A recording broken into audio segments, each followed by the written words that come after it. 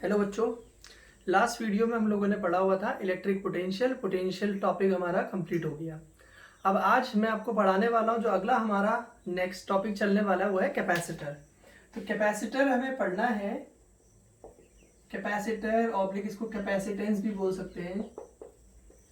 इस कैपेसिटर या कैपेसिटेंस को पढ़ने से पहले हम लोग कैपेसिटर टॉपिक हमने पढ़ना है, इसको हम नेक्स्ट वीडियो में करेंगे। कैपेसिटर क्या होता है, कैपेसिटर का प्रिंसिपल क्या होता है। अभी जो मैं आपको टॉपिक पढ़ाने वाला हूं, मैं आपको पढ़ाऊंगा कि अगर कोई कंडक्टर होता है, कंडक्टर के इलेक्ट्रिकल कैपेसिटेंस से क्या मतलब होता है। पहले आप कैपेसिटेंस वर्ड का मीनिंग समझते हैं।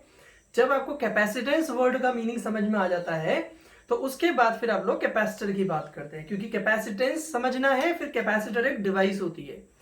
आपको ये देखना है, देखिए कैपेसिटेंस क्या चीज है। कैपेसिटेंस मींस कैपेसिटी वर्ड आप लीजिए कैपेसिटी वर्ड। कैपेसिटी को हम लोग बोलते हैं कि कैपेसिटी बोलते हैं, जैसे मान लो कोई मोमो खाता है तो उसने कहा उसकी मोमो खाने की कितने मोमो खाने की कैपेसिटी है, 10 खा सकता है, 15 खा सकता है, 20 खा सकता है। तो हम अलग अलग लोगों की बात करते हैं, तो उनके किसी चीज को खाने की या पीने की भी अगर हम बात करें, या आइसक्रीम खाने की बात करते हैं, कुछ सारे लोगों को देखना बहुत सारी खा जाते हैं, कुछ लोग बहुत कम खा पाते हैं। तो हम देखते हैं कि अगर हम अलग अलग की बात करते हैं तो अलग अलग की कैपेसिटी आपकी अलग अलग होती है। किसी चीज को खाने की या आप किसी चीज को रखने की बात करते हैं तो उसकी कैपेसिटी अलग अलग होती है। तो यहाँ पे कैपेसिटेंस जो वर्ड है वो कैपेसिटी ही एक हिसाब से है। तो अब हमें यह समझना है हम किस चीज की कैपेसिटी की बात कर रहे हैं। तो कैपेसिटेंस में भी हमें जो बात करना है वो कैपेसिटी की बात कर रहे हैं। तो कैपेसिटी किस चीज की बात कर रहे हैं, तो हम कहते हैं कि अगर हम किसी इलेक्ट्रिकल कंडक्टर की बात करते हैं तो इलेक्ट्रिकल कंडक्टर कितना चार्ज स्टोर कर सकता है, चार्ज को स्टोर करने की जो कैपेसिटी है उसे हम लोग कैपेसिटेंस कहते हैं। तो हमने कह दिया कि मान लीजिए दिस इज इलेक्ट्रिक कंडक्टर, ये इलेक्ट्रिक कंडक्टर है, ये कितना चार्ज स्टोर कर सकता है। The amount of charge stored by this conductor is its capacity. जैसे अगर ये सिंगल है, इसकी कैपेसिटी की बात करते हैं, मैंने इन दोनों को ज्वाइंट करके एक सिंगल बॉडी बना दिया, सिस्टम बना दिया, तो ऑब्वियस सी बात है अकेले में चार्ज कम होगा। अगर दोनों को आप जोड़ देते हैं तो इसमें जो चार्ज स्टोर होगा वो अमाउंट ऑफ चार्ज आपका ज्यादा हो जाएगा। तो हमने कहा कैपेसिटेंस जो शब्द समझना है बच्चों, बहुत जैसे मैं आपको कैप्सूल्स की बात करता हूं तो यहाँ पे भी आपको कैप्सूल दी जाएगी। फिलहाल कैपेसिटेंस शब्द का मतलब समझ लीजिए। हम बात करना चाह रहे हैं कि किसी कंडक्टर की, जैसे हम आने वाले टाइम में कैपेसिटर पढ़ेंगे, कैपेसिटर भी एक डिवाइस है जो चार्ज को स्टोर करती है। तो बेसिकली हमने ये सीखना है कि किस तरीके से हम लोग चार्ज को स्टोर करते हैं। चार्ज स्टोरिंग की चीजों की अगर मैं बात करता हूं, जैसे अगर आपके पास एक सेकेंड,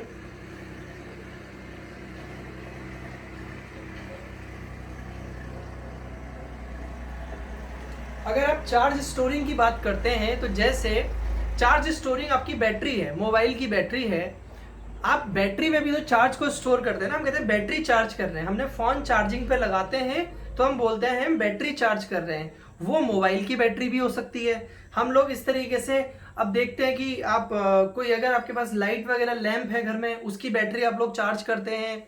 इसके अलावा कैमरा वगैरह के साथ चार्ज करते हैं बैटरी, तो हम बोलते हैं चार्ज कर रहे हैं। तो बेसिकली बच्चों क्या करते हैं, उसमें चार्ज को स्टोर करने की कोशिश करते हैं। तो चार्ज स्टोर करना है तो कैपेसिटेंस, अगर वो कम चार्ज स्टोर कर रहा है तो उसकी कैपेसिटी कम है, मींस उसका कैपेसिटेंस कम है। अगर वो ज्यादा चार्ज स्टोर कर रहा है तो उसकी कैपेसिटी ज्यादा है। पहले आपको कैपेसिटी वर्ड को समझना है। कैपेसिटी जब समझ में आ जाएगी तो आप कैपेसिटर को समझ जाएंगे। कैपेसिटर को आपने सुना भी होगा अपने घर में और आंखों से देखा भी होगा, जिसको हम लोग कंडेंसर बोलते हैं। आपने देखा होगा जब लाइट वाला आपके घर में काम करने के लिए आता है तो आप घर में आपके बोलता है वो, जैसे आपका फैन वगैरह ठीक करने आता है, कभी आप देखना फैन की स्पीड आप देखते हैं कभी कम हो जाती है, तो वो क्या करता है घर में आता है और एक 50-60-100 रुपए का एक कंडेंसर आता है, बोलता है आपसे कंडेंसर ले आइए। व्हाइट कलर का होता है, अगर आपने नहीं भी देखा तो आप इजीली देख सकते हैं।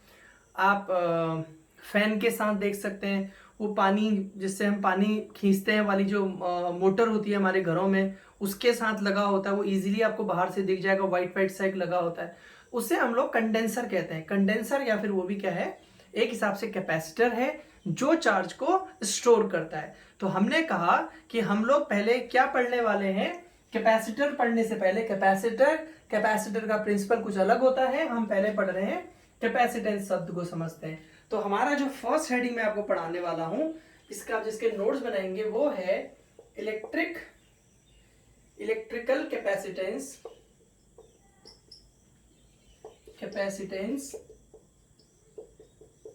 Of a conductor. किसी कंडक्टर के इलेक्ट्रिकल कैपेसिटेंस से क्या आपका मतलब होता है। तो अभी मैंने आपको समझाया कि ये एबिलिटी टू होल्ड चार्ज, इसमें लिखेंगे द इलेक्ट्रिकल कैपेसिटेंस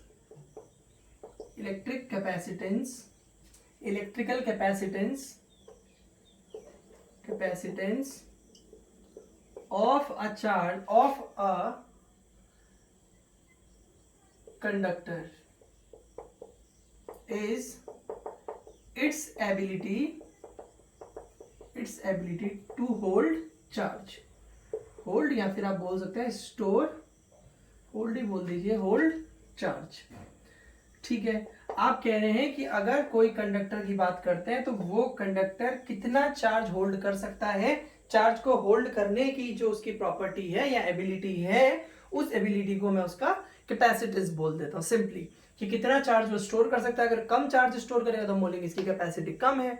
जैसे स्टूडेंट पढ़ते वक्त कोई कम पढ़ता है, कोई एक दिन में 4 घंटे पढ़ सकता है, कोई 6 घंटे पढ़ सकता है, कोई 10 घंटे पढ़ सकता है। तो जो जितना ज्यादा पढ़ सकता है मतलब उसकी पढ़ने की कैपेसिटी उतनी ज्यादा है। तो उसी तरीके से कि कितना चार्ज आप स्टोर कर सकते हैं वो उसका कैपेसिटेंस कहलाता है। तो आप यहाँ पे आप समझते हैं, देखिए इसका मुझे फॉर्मूला लिखना है छोटा सा, और वो फॉर्मूला लिखने से पहले मैं आपको चाहता हूं कि आप खुद से उस फॉर्मूले के बारे में सोचें। मैं इसको कुछ लिखूं उससे पहले आप देखिए, आपको पोटेंशियल का फॉर्मूला पढ़ाया गया था 1/4πε0 Q/r। किसी पॉइंट चार्ज की वजह से जो पोटेंशियल का फॉर्मूला था r डिस्टेंस पे, कि अगर आपके पास कोई चार्ज Q रखा गया था, उस Q चार्ज से r डिस्टेंस पे पोटेंशियल का फॉर्मूला आपका ये निकल के आया।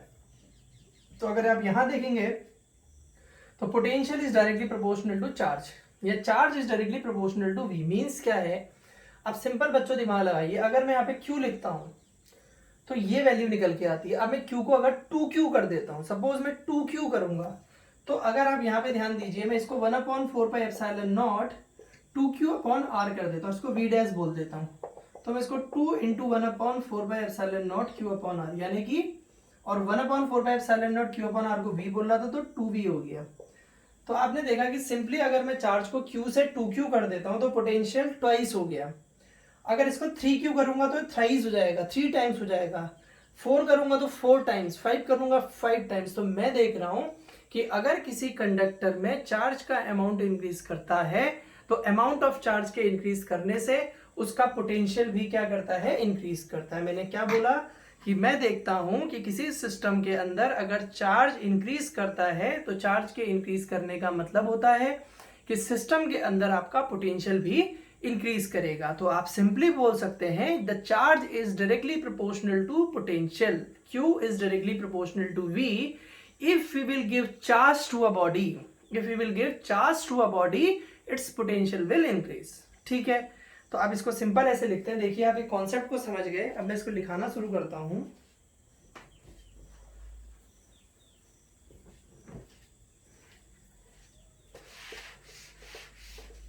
देखिए, if we give charge to a body, its potential increases। अगर हम किसी बॉडी को चार्ज देते हैं तो मैंने अभी बताया आपका कि उसका पोटेंशियल इंक्रीज हो जाता है। ठीक है,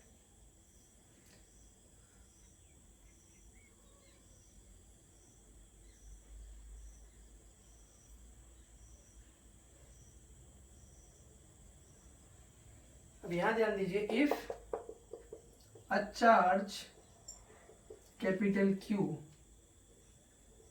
given to the conductor increases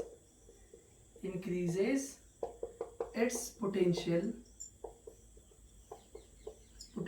by V। अगर हमने किसी बॉडी को चार्ज Q दिया और उस चार्ज ने उसके पोटेंशियल को V से इंक्रीज कर दिया तो क्या होने वाला, देखिए जैसे मान लीजिए स्फेयर ही है, मैंने इसको चार्ज दिया, कितना चार्ज दिया बच्चों, मैंने क्यू दिया। चार्ज दूंगा तो चार्ज इंक्रीज, जैसे जैसे चार्ज दूंगा जैसे पोटेंशियल जनरेट होगा। तो मैंने कहा कि क्यू चार्ज देने से उसमें पोटेंशियल भी आ गया, तो Q is directly proportional to V. बहुत सारे बच्चे बोलते हैं वी प्रोपोर्शनल टू क्यू क्यों नहीं लिखा, क्यू प्रोपोर्शनल टू वी क्यों लिखा। अरे लिख लो, उससे कोई फर्क नहीं पड़ता है, कभी भी ध्यान देना, उससे कोई फर्क नहीं पड़ता है कि आप वी प्रोपोर्शनल टू क्यू लिखोगे, क्यू प्रोपोर्शनल टू वी लिखोगे। लेकिन यहाँ पे सी लोगे तो अगर v प्रोपोर्शनल टू क्यू लोगे तो 1/c कांस्टेंट लेना पड़ेगा। जैसे आपको समझाता हूँ, अगर एक क्वांटिटी a है, एक b है, ये आपका 20 होता है, ये 10 होता है, ये आपका 40 होता है, ये 20 होता है, ये 60 हो रहा है, 30 हो रहा है, तो आपको साफ साफ दिख रहा है कि a is proportional to b। अगर मुझे इसको इक्वल करना है तो मुझे यहाँ पे 2 कांस्टेंट लाना पड़ेगा। अगर मैं 2 कांस्टेंट ले आता हूँ तो a is equal to 2b हो जाएगा, कोई प्रॉब्लम नहीं है, a is equal to 2b हो जाएगा। तो बच्चे क्या एक बात बताओ, क्या a प्रोपोर्शनल टू b है, मैं b प्रोपोर्शनल टू a नहीं लिख सकता हूँ क्या? बिल्कुल नहीं, ऐसा लिख सकता हूँ, b प्रोपोर्शनल टू a भी लिख सकता हूँ। अब तुम खुद सोचो, अगर तुम्हें b is equal to a लिखना है तो आप बोलेंगे b बेशक इक्वल हो सकता है a के, लेकिन जब उसको मैं हाफ से मल्टीप्लाई कर दूं, मतलब a की किसी भी वैल्यू को अगर हाफ से मल्टीप्लाई करता हूं तो वो b दे देगा, तो लिख सकते हैं। तो वैसे यहां भी है कि q प्रोपोर्शनल टू v लिखिए, v प्रोपोर्शनल टू q लिखिए, तो उसको प्रोपोर्शनलिटी के बाद जो साइन वैल्यू आएगी वो अगर आप q प्रोपोर्शनल टू v लिखते हैं तो यहाँ पे आपका जो कांस्टेंट आएगा वो c, तो फॉर्मूला बन जाएगा आपका q equal to C V बन जाएगा। मतलब लिख सकते हैं, लेकिन अगर v प्रोपोर्शनल टू q लिखते हैं तो v इक्वल टू 1/c लिखना पड़ता है आपको। तो कांस्टेंट हम इस तरीके से लेके आते हैं, जैसे मैं यहाँ पे 2 कांस्टेंट ले आया, यहाँ पे 1/2 लेके आया। कांस्टेंट इस तरीके से लाते हैं ताकि वो वैल्यूज को इक्वलाइज कर दे। तो यहाँ पे q प्रोपोर्शनल टू v में c उसको इक्वलाइज कर दे रहा है, तो इसलिए हम लोग q प्रोपोर्शनल टू v लिख देते हैं।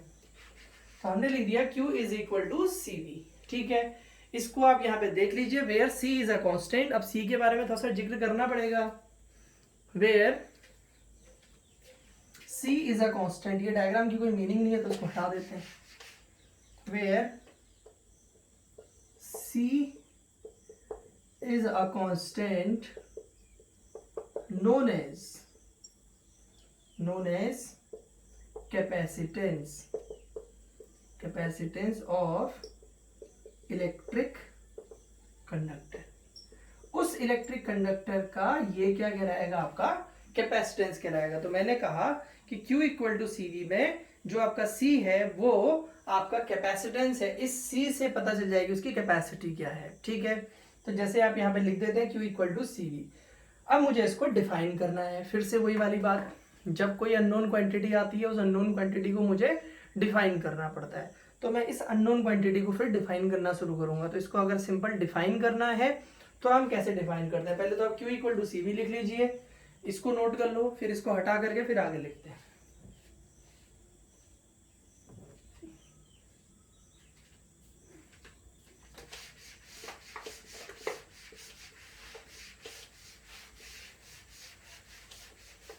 देखिए, अब हमने कहा कि भाई Q is equal to C V होता है, तो C is equal to Q by V हो गया। ठीक है, ये फॉर्मूला हो गया आपका, ये बहुत जगह यूज होगा आने वाले टाइम में।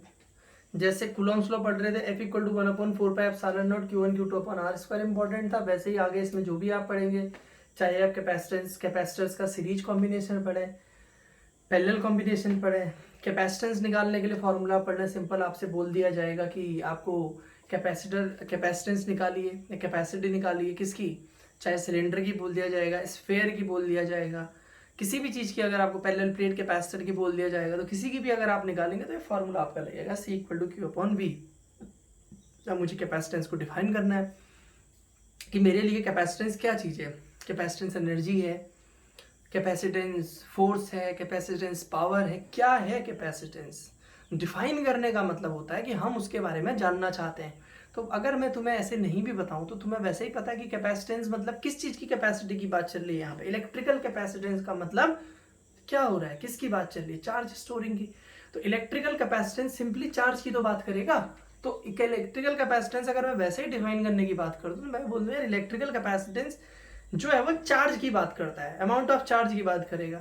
तो कितना चार्ज होना चाहिए, तो उसके लिए एक सर्टेन, जैसे आप खरीदने ही जाते तो आप 1 kg 2 kg ऐसे आपके पास वेट रखे जाते हैं वहाँ पे, जिससे आप उसको मेजर करते हैं। तो वैसे ही करने का मतलब है कि यहाँ पे भी तो हमें कुछ ना कुछ इसको डिफाइन करना है। तो हम कह रहे हैं कि सर्टेन अमाउंट की, यार ये कैपेसिटेंस को कैसे डिफाइन करते हैं, सर्टेन अमाउंट में कैपेसिटेंस क्या होता होगा। तो उसको हम कैसे करते हैं कि हमने बोल दिया if V equal to 1 volt तो C इक्वल टू Q हो गया। इसको मैं कैसे लिख सकता हूँ, देखिए C इक्वल टू 1 वोल्ट का मतलब हो गया कि आप ऐसे इसको समझिए, कोई कंडक्टर है, इसके पास कोई चार्ज नहीं है, कोई चार्ज नहीं है तो कोई भी पोटेंशियल नहीं होगा, पोटेंशियल भी इसका जीरो होगा बेटा, चार्ज नहीं है पोटेंशियल भी नहीं होगा, ठीक है। अब आप क्या करते हैं, इसको आप चार्ज देते हैं, आपने कितना चार्ज दिया, सपोज Q चार्ज आपने दिया, तो आप कह रहे हैं Q चार्ज दिया, तो Q चार्ज जब दोगे तो चार्ज देने से क्या होता है, आपका पोटेंशियल इंक्रीज करता है। अभी पढ़ाया था मैंने कि when charge increases potential also increases. तो बेटा जब चार्ज इंक्रीज करेगा पोटेंशियल इंक्रीज करेगा। तो आपने बोला अगर हम C इक्वल टू Q लिखते हैं, कब हो रहा है C Q के इक्वल, जब हमने 1 वोल्ट रखा है, V को हमने 1 वोल्ट रख दिया, तो हम बोल रहे हैं कि the amount of charge required, मतलब ये हुआ कि मैं इसको Q चार्ज दे रहा हूं, तो अगर V 1 होगा तो कैपेसिटी आपकी Q के इक्वल होगी ना। तो मतलब क्या हो गया कि आपने कहा कि Q वो चार्ज है, हमने बोला कि कैपेसिटेंस Q चार्ज के बराबर है, और Q कौन सा चार्ज है, Q वो चार्ज है जिसने इसके पोटेंशियल को 1 से इंक्रीज कर दिया। तो हम क्या कहेंगे, the capacitance of an electric conductor is defined as the amount of charge, देखिए amount of charge आपको दिख रहा है साफ साफ कि ये जो C है वो Q के इक्वल है, मतलब capacitance is equal to amount of charge, कौन सा वाला charge, which is required to increase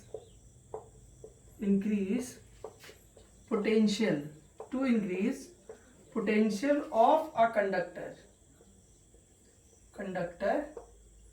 by 1 volt.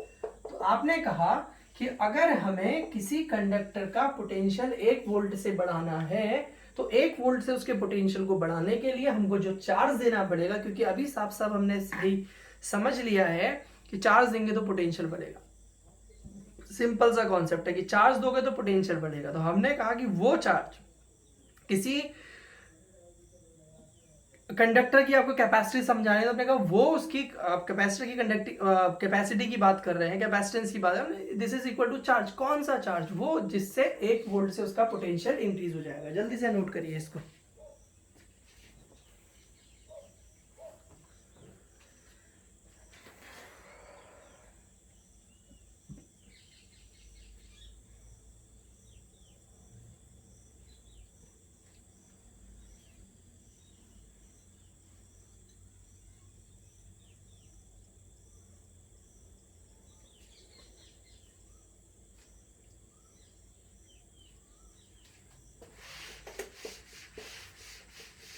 अब हम बात कर लेते हैं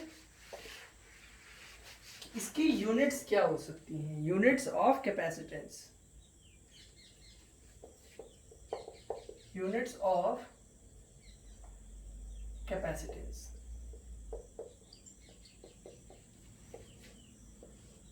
देखिए आपने पढ़ा Q जो था प्रोपोर्शनल टू था V के, Q इक्वल टू आपने बोला CV, तो यहां से C निकालेंगे वो हो जाएगा Q बाई V। तो बच्चों Q कुलम, चार्ज की यूनिट होती है कुलम, और V की क्या होती है वोल्ट, तो इसको आप कुलम पर फोल्ड कर सकते हैं, और इसको इक्वल टू लिख देते हैं फेरेड। जैसे आप लोग न्यूटन लेते हैं फोर्स के लिए, वैसे ही आप कैपेसिटेंस के लिए आपकी जो यूनिट होती है वो होती है फेरेड, ठीक है। आप इसको लिख सकते हैं फेरेड करके। अब आपको इसको फेरेड को पढ़ना है, आप ये बोल सकते हैं कि 1 coulomb upon 1 volt is equal to 1 farad. तो आप इसकी यूनिट जो है आप कूलम पर वोल्ट भी लिखिए, अभी जनरल टर्म्स में बात करें तो कूलम पर वोल्ट लिख देंगे, और वैसे अगर आपको बोलना तो फेरेड भी बोल देते हैं। तो जैसे हम लोग बोलते हैं ना कि जब हम बात करते हैं फोर्स की बात करते हैं तो फोर्स को MA लिख सकता हूँ, मास के लिए क्या होता है kg, एक्सेलरेशन मीटर पर सेकेंड स्क्वायर, तो kg मीटर पर सेकेंड स्क्वायर होता है। लेकिन हम लोग इन जनरल जब हम अपनी लैंग्वेज में जनरली बोलते हैं तो हम लोग उसको कैसे लिख देते हैं, हम लोग उसको लिख देते हैं न्यूटन करके, तो वैसे ही हम फेरेड लिख सकते हैं। तो भाई मुझसे कोई पूछ दे कि एक फेरेड क्या चीज होती है, कि डिफाइन 1 फेरेड, या फेरेड क्या होता है, तो मैं अब इसको ऐसे करता हूँ कि मैं फेरेड को डिफाइन करने के लिए थोड़ी देर चला जाता हूँ। हो सकता है कि मुझसे डेफिनेशन पूछ दे, तो मैं बोलता हूँ कि 1 फेरेड जो है वो 1 कूलम अपॉन वोल्ट है। ठीक है, तो 1 कूलम अपॉन 1 वोल्ट हमारे पास।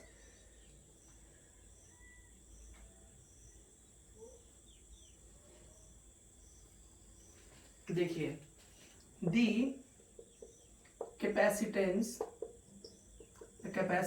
of a capacitor,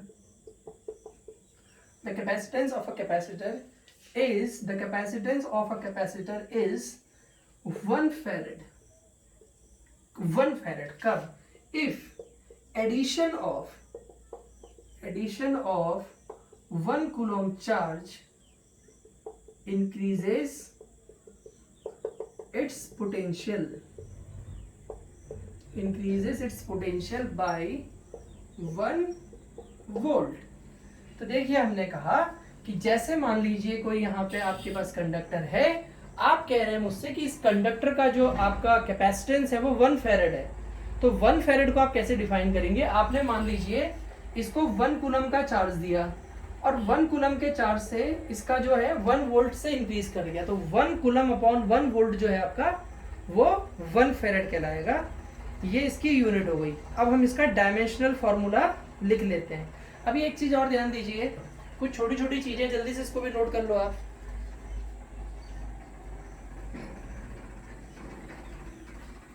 अब हमको मिली फेरेड, माइक्रो फेरेड वगैरह अगर डिफाइन करना है, एक्चुअली क्या होता है, फेरेड इज अ लार्ज क्वांटिटी।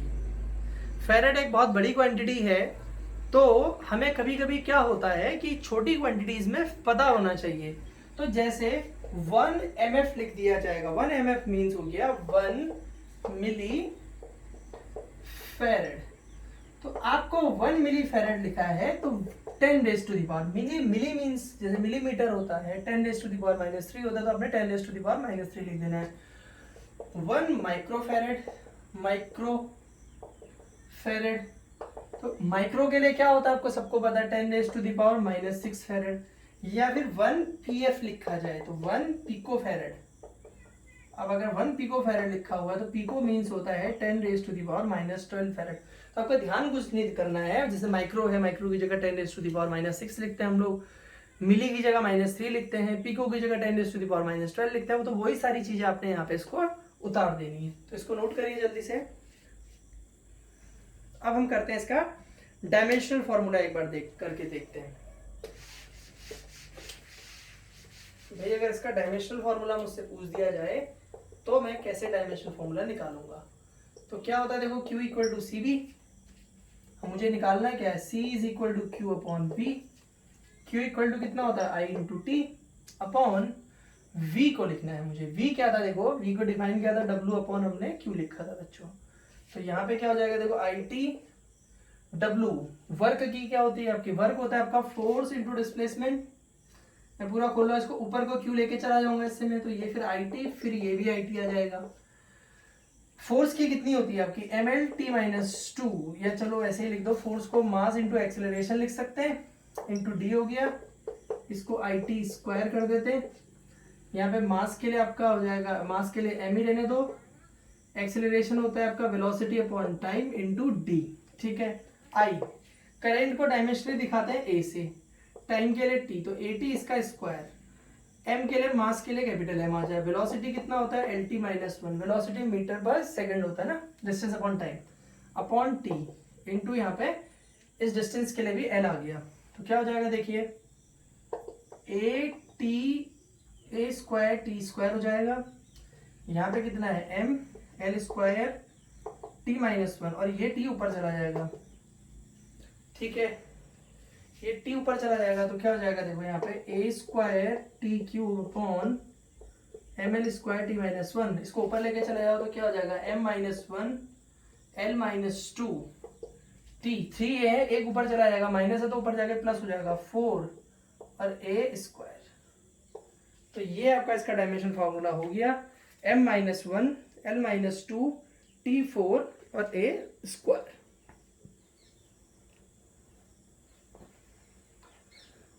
अब हम अगला टॉपिक इसमें पढ़ते हैं,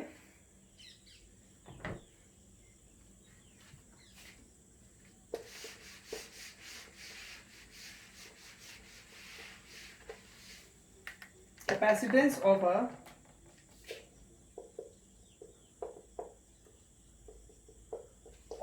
an isolated capacitance of an isolated spherical capacitor. Spherical capacitor. बच्चे सोचेंगे भी सर बोल रहे हैं कैपेसिटर बाद में पढ़ेंगे। बच्चों कैपेसिटर पढ़ने का मतलब ये नहीं होता कि चार्ज स्टोर कर लिया। कैपेसिटर की बेसिक डेफिनेशन होती है कि without changing it's says and size उसका हम कैपेसिटी को चेंज कर सकते हैं, उसका प्रिंसिपल लगता है।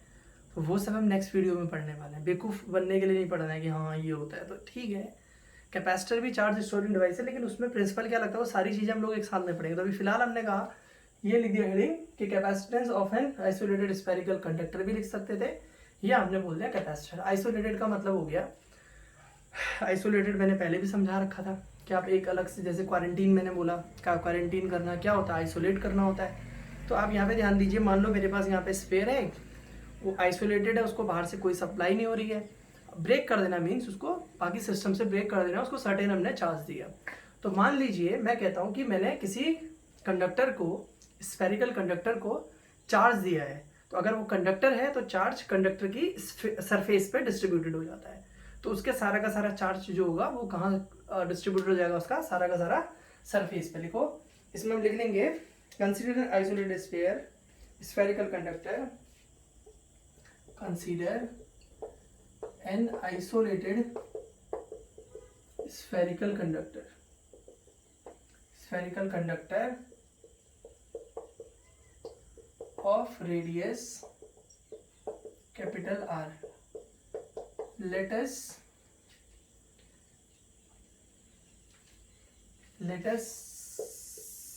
Let the charge capital Q is given to it, which is distributed over its surface. अब क्या करते हैं, उसको चार्ज देते हैं, जो चार्ज उसकी सरफेस पे डिस्ट्रीब्यूटेड हो जाता है। ठीक है, ओवर इट्स सरफेस। तो आपने इसको चार्ज दिया जो उसकी सरफेस पे डिस्ट्रीब्यूटेड हो गया। तो इस तरीके से आपने ले लिया। अब यहाँ प्लस प्लस प्लस दे दीजिए आप उसको। ठीक है, उसकी आपने रेडियस ले ली, ये सेंटर है, आपने इसकी रेडियस ले ली।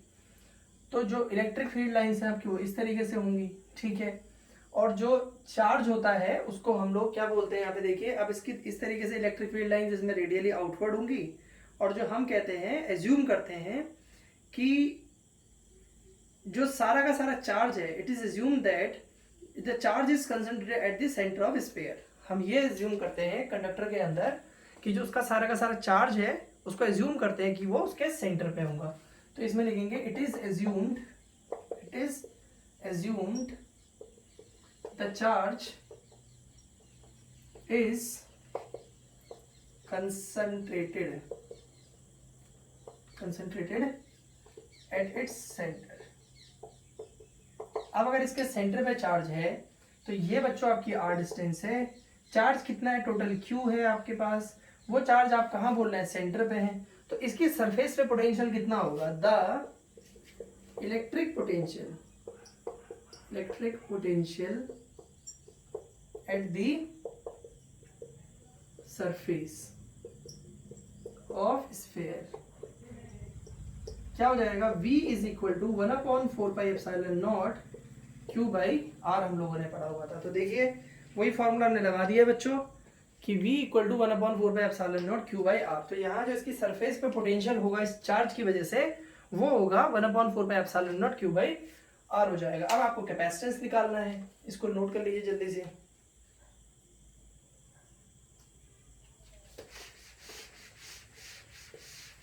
अभी मैंने आपको पढ़ाया था तो बोला था आपको कि कैपेसिटेंस का फॉर्मूला होता है दी कैपेसिटेंस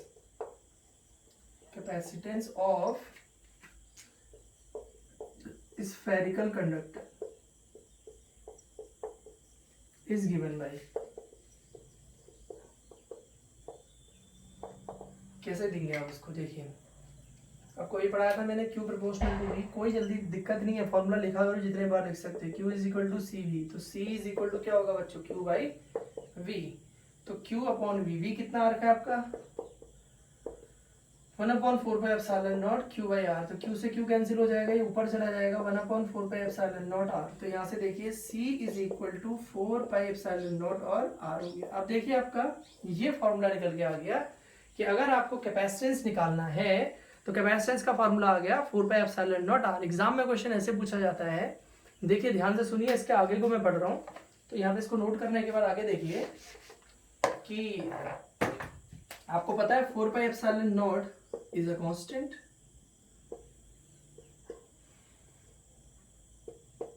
ये कांस्टेंट होता है, तो C प्रोपोर्शनल टू क्या हो जाएगा आपका R।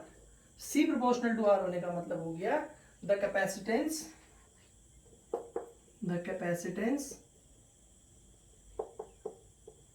ऑफ spherical capacitor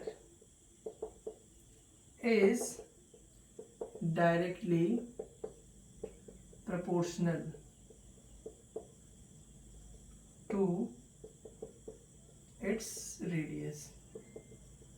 अब देखो तो अगर हम ऐसा पढ़ते हैं तो कौन सी बहुत भयंकर बात तुम्हें पढ़ाई जा रही है। देखो अगर मैं तुम्हें बोलूं कि भाई चार्ज का डिस्ट्रीब्यूशन सरफेस पे हो रहा है, अब रेडियस कम होगी तो स्फीयर छोटा होगा, रेडियस ज़्यादा होगी तो स्फीयर बड़ा होगा, कोई लाटा भी होगा ना बिल्कुल वो भी बता देगा कि भाई अच्छा जो अगर बड़ा स्फीयर है तो भाई लाटा मतलब यहाँ पे होता है मूर्ख टाइप का भी होगा, सीधा टाइप का होगा, तो वो भी बता देगा कि आपका जो चार्ज है सारा का सारा वो सरफेस पे डिस्ट्रीब्यूटेड होगा, सारा का सारा चार्ज सरफेस पे डिस्ट्रीब्यूटेड होगा का मतलब हो गया कि हम ये कहना चाह रहे हैं कि अगर सरफेस बड़ी होगी तो उसमें जो अमाउंट ऑफ चार्ज होगा वो भी ज्यादा होगा। तो एग्जाम में क्वेश्चन ऐसे पूछा हुआ आता है, मैंने देखा भी है क्वेश्चन पेपर में कि भाई आपका जो कैपेसिटेंस है show that the capacitance is directly proportional to the radius. आपको दिख रहा है, आप इसको करके भी खुद से भी देख सकते हैं, आपने करके देख लिया, आप उसको फील भी कर सकते हैं, प्रैक्टिकली भी समझ सकते हैं कि साइज अगर बड़ा होगा तो डिस्ट्रीब्यूशन ऑफ चार्ज के लिए जगह ज्यादा हो जाएगी और आपका जो चार्ज है वो ज्यादा है, और चार्ज का ही स्टोरेज तो कैपेसिटेंस खिला रहा है, और चार्ज जितना ज्यादा होगा कैपेसिटी उतनी ही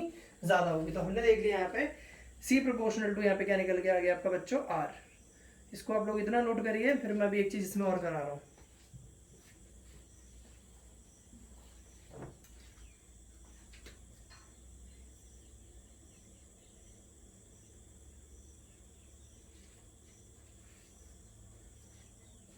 ठीक है,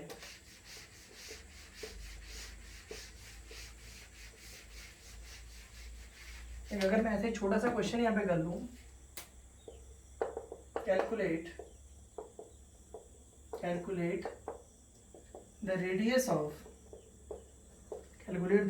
radius of a sphere, radius of a spherical conductor of capacitance 1 farad। Question mark लगा दिया, आपको दे दिया कि भाई कोई स्फेरिकल कैपेसिटर है, उसका कैपेसिटेंस 1 फैरेड का है, तो आपको ये पूछा जा रहा है कि अगर उसका 1 फैरेड का कैपेसिटेंस है तो उसकी रेडियस क्या होगी, आपको ये बताना है। तो आप यहाँ ध्यान दीजिए इसका सोल्यूशन। तो आपको गिवन क्या है, सबसे पहले आप गिवन देख लीजिए। तो गिवन आप देखते हैं तो आपने कहा भाई कैपेसिटेंस दिया है C is equal to 1 farad. तो अभी इससे पहले वाला जो टॉपिक पढ़ाया था तो Q क्या था फॉर्मूला, 4πε0, sorry capacitance C is equal to 4πε0 into R था, तो R निकालना है तो कितना हो जाएगा 1/4πε0 इंटू C। अब 4πε0 की वैल्यू कितनी होती है 9 इंटू 10⁻⁹। और इसकी जगह पे आप लोग लिख देंगे कितना, इसकी वैल्यू कितनी है 1 फैरेड हो गया। तो ये आपका वैल्यू निकल के आ जाएगा 9 इंटू 10⁻⁹, और M के इसमें आंसर होगा तो इतना मीटर हो जाएगा। तो 9 इंटू 10⁻⁴ इतना मीटर। अब आप सोचिए कितना बड़ा स्फीयर बनाना पड़ेगा, तो मैं इसको किलोमीटर में अगर मुझे लिखना है तो 9 टू 10⁻6 इंटू 10⁻3 मीटर, और 10⁻3 मीटर को मुझे पता है मैं लिख सकता हूँ 1 किलोमीटर। तो 9 इंटू 10⁻⁶ किलोमीटर। ये क्वेश्चन क्यों कराया गया तुम्हें समझने की कोशिश करना। 9 इंटू 10⁻⁶ किलोमीटर, कितना बड़ा स्फेयर मुझे चाहिए, जिससे अगर मैं बात करता हूं अर्थ की रेडियस कितनी होती है 6400 किलोमीटर, 6400 किलोमीटर है 6400 किलोमीटर। अगर आप बात करते हैं तो इसको अगर मैं लिखता हूं तो 6.4 इंटू 10⁻³ किलोमीटर। अब ये इससे कितना ज्यादा है, तो सोच रहे हैं 1 फेरेड कितना बड़ा चार्ज है, तो 1 फेरेड बहुत बड़ा चार्ज होता है, इसीलिए हम लोग मिली फेरेड, माइक्रो फेरेड, पिको फेरेड को डिफाइन करने की कोशिश करते हैं। तो आप समझ गए कि आपको कितना बड़ा एक स्फेयर बनाना पड़ेगा जिसकी वैल्यू कितनी होनी चाहिए 9 इंटू 10⁻⁶ किलोमीटर। तो इससे हम क्या कंक्लूड कर सकते हैं कि फेरेड क्या एक बहुत ही लार्ज यूनिट ऑफ कैपेसिटेंस होती है, और ये भी कह सकते हैं कि it is not possible to have a single isolated conductor of very large capacitance. और हमारे पास ऐसा कोई सिंगल कंडक्टर हो भी नहीं सकता है जो इतना लार्ज कैपेसिटेंस होल्ड करे। तो सोचो प्रैक्टिकल है क्या इतना बड़ा बना पाना, तो इम्प्रैक्टिकल सी थोड़ी सी बात है। तो आप इसको भी यहाँ पे इसको नोट कर सकते हैं, और खुद से जो 2 पॉइंट मैंने लास्ट में बोले हैं इन दोनों को आप थोड़ा सा वीडियो को रोक करके, कोई प्रॉब्लम नहीं है, उसको रोक करके आप इसे नोट कर सकते हैं।